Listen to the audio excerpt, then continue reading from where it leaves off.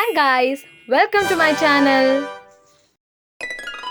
As you can see, मैंने आज डोम्स के ऑयल पेस्टल का यूज करके कुछ ब्यूटीफुल सा नाइट सीनरी बनाने जा रही हूँ। सो मैंने पहले यूज किया है black, then blue, then sky and then white. So इस कलर का यूज कर बहुत ही अच्छा सीनरी बन जाता है। फिर मुझे क्या करना है, व्हाइट से ब्लैक तक अच्छे से मेरे फिंगर से ही मर्ज करते जाना है, अच्छे से ब्लेंड करते जाना है। अच्छे से ब्लेंड करने पर ही अच्छा दिखता है ये। ओके, देन मुझे थोड़ा सा छोटा सा मून बना लेना है, देन थोड़ा सा क्लाउड, देन छोटी सी